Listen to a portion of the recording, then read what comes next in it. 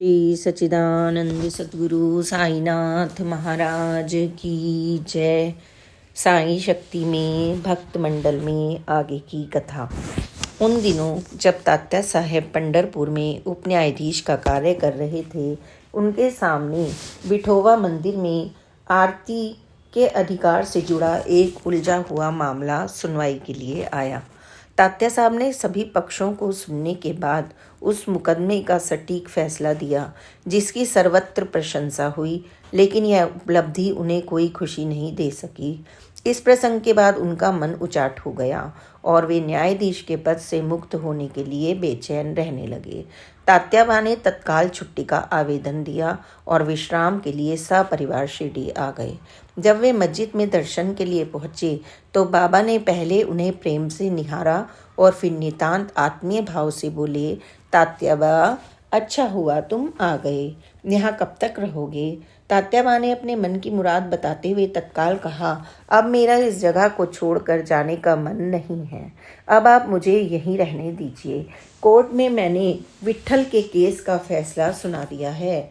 अब मुझे फिर से इंसानों के मुकदमे के फैसले लिखने के लिए कलम मत पकड़ाइए। बाबा तात्याबा के मन का भाव जान गए। उन्होंने तत्काल कहा, हाँ, ऐसा ही होगा। बाबा के आश्वासन से तात्याबा की हार्दिक आकांक्षा जैसे पूरी हो गई।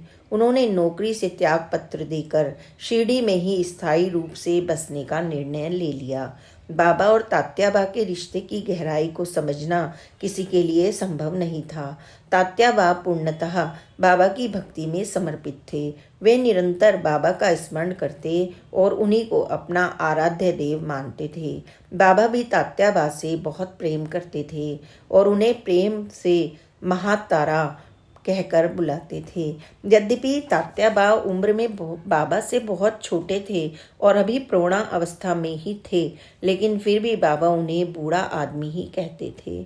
ऐसा लगता था जैसे बाबा उनके प्रौढ़ शरीर को नहीं, उन्नत आत्मा को संबोधित कर रहे हैं। तात्याबा इन्हें गिने भाग्यशाली भक्तों में से थे जिनके नैवेद्य को बाबा मांग कर ग्रहण करते थे। एक दिन बाबा ने उन्हें उपहार स्वरूप कफनी भेंट की और आशीर्वाद प्रदान करते हुए कहा, इस कफनी को हमेशा अपने पास रखना, यह तुम्हें तेज हवा और ठंडक से बचाएगी।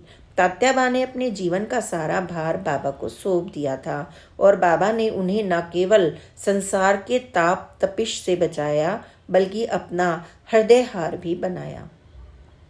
जिन दिनों तात्याबा शिरडी में स्थायी रूप से बसने के लिए आए, बाबा एक संत फकीर के रूप में प्रसिद्ध हो गए थे और दूर दूर से लोग उनके दर्शन के लिए आने लगे। लेकिन बाबा की सामूहिक पूजा अभी प्रारंभ नहीं हुई थी। वर्ष 1909 में गुरु पूर्णिमा के दिन बाबा ने तात्या साहेब को गुरु पूजा का विशेष अवसर दिया और उसी दिन तात्या साहेब ने बाबा की सामूहिक अर्चना आरती का शुभारंभ कर एक नवीन परंपरा का सूत्रपात किया।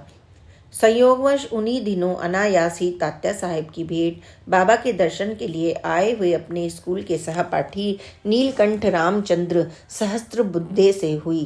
पहली नज़र में तो तात्या साहेब उन्हें पहचान ही नहीं पाए, लेकिन जब नीलकंठ ने उन्हें स्कूल के दिनों की याद दिलाई और अपना नाम आदि बताया तो तात्या साहेब अपने बाल सखा को वर्षों बाद आंखों के सामने पाकर खुशी से झूम उठे और उन्हें अपने आवास पर ले आए। जब दोनों मित्र बाबा के दर्शन के लिए गए तो बाबा ने अप्रत्याशित रूप से नीलकंठ से कहा, तात्याबा की सेवा करना। यही बात बाबा लगातार 3 दिन तक कहते रहे, जिसे सुनकर दोनों मित्र अचरज में पड़ गए। जब नीलकंठ ने वापस जाने की आज्ञा मांगी तो बाबा ने इनकार कर दिया। उस समय दोनों मित्र बाबा के मंतव्य को समझ नहीं पाए, लेकिन यह तो बाद में मालूम हुआ कि बाबा नीलकंठ से तात्याबा की सेवा करवा कर उनके बीच के प्रारब्ध लेन देन को पूरा करवाना चाहते थे और संभवतः इसीलिए उन्होंने नीलकंठ को शिरडी में रोक कर रखा था। ऐसे लगता है तात्याबा के भाग्य में नीलकंठ की अंतिम सेवा लेना लिखा था और बाबा ने भी नीलकंठ को तात्याबा की सेवा करने के लिए ही शिरडी बुलाया था। इन विचारों की पुष्टि कुछ दिनों के बाद होने लगी, जब तात्याबा गंभीर रूप से व्याधिग्रस्त हो गए। और उन्होंने बिस्तर पकड़ लिया। मधुमेह के मरीज तो वे पहले से ही थे। फिर उनके शरीर पर एक के बाद एक कई फोड़े भी निकल आए और उनकी हालत गंभीर बनती गई। अपने मित्र की ऐसी स्थिति देखकर नीलकंठ ने शिरडी छोड़कर जाने का विचार मन से निकाल दिया और रात दिन उनकी सेवा में लग गए। यद्यपि तात्या साहब के पुत्र, जो स्वयं चिकित्सक थे, तत्काल शिरडी आ गए थे, लेकिन नीलकंठ मरहम पट्टी में सहायता करने के लिए मूल मलमूत्र का त्याग करवाने तथा हर काम एक निष्ठावान परिचारक की तरह स्वयं ही करते थे। अंतिम दिनों में तात्याबा ने सारे सांसारिक लगाव खत्म कर दिए थे और वे अनवरत बाबा का ही स्मरण करते रहते थे। उनकी एकमात्र इच्छा बाबा के दर्शन की ही रहती थी। शैया से उठने की स्थिति में ना होते हुए भी तात्याबा का मन बार बार मस्जिद जाने के लिए तड़फता था। वे हर क्षण मस्जिद के बारे में ही सोचते रहते थे। वहाँ कौन आया होगा, बाबा क्या कर रहे होंगे, यही सोचते हुए तात्याबा बेचैन रहते थे।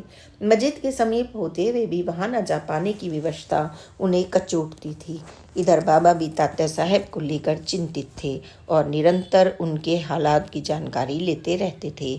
एक दिन बाबा ने वाड़े में ही तात्याबा को अपने दर्शन की अनुभूति करवाकर उनकी हार्दिक आकांक्षा को पूरा किया। इसके कुछ दिनों के बाद ही तात्याबा ने बाबा का पाद तीर्थ और उदी ग्रहण कर तुकाराम का अभंग सुनते हुए शांत मन से अपने प्राण त्याग दिए। तात्याबा के निधन का समाचार सुनकर बाबा शोक विहल हो गए और उनके मुख से बरबस ही निकला, मस्जिद के पीछे एक बड़ा सितारा टूटा है। और उन्होंने यह भी कहा, अरे तात्या तो आगे चला गया, अब उसका पुनर्जन्म नहीं होगा। सचमुच तात्या साहेब भाग्यशाली थे, जिन्होंने अपने जीवन के अंतिम दिन बाबा के सानिध्य में बिताए और शिरडी की पावन धरती पर सद्गति प्राप्त की। बाबा के भक्तों में गोपाल राव, मुकुंद राव भी प्रसिद्ध हैं। वे नागपुर के एक धनाढ्य और व्यापारिक परिवार में जन्मे थे। देशी और निजी बैंकिंग उनका पैतृक व्यवसाय था। गोपाल राव ने यूके मैनचेस्टर से उच्च शिक्षा प्राप्त की थी। वे सुसंस्कारी, सेवाभावी और सुरुचि संपन्न व्यक्ति थे। शेगांव के गजानन महाराज गोपाल राव के परिवार के गुरु थे। उन्होंने बचपन से ही महाराज का सानिध्य एवं आशीष मिला था तथा संत फकीरों के प्रति श्रद्धा के संस्कार प्राप्त हुए। बूटी वर्ष 1908 के आसपास पहली बार शिरडी गए और प्रथम दर्शन में ही बाबा के आकर्षण में बंध गए।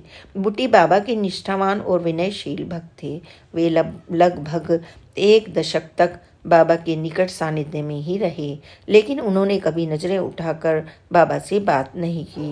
उनकी दृष्टि हमेशा बाबा के चरणों पर ही रहती थी और यदि उन्हें बाबा से कुछ पूछना भी होता था तो वे उनसे सीधे बात न करके श्यामा के माध्यम से ही अपनी बात पहुंचाते थे।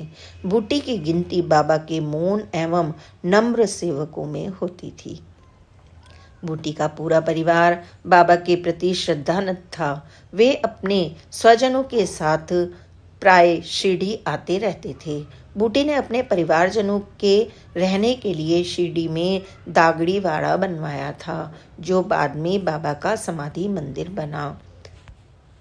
श्री सच्चिदानंद सतगुरु साईनाथ महाराज की जय।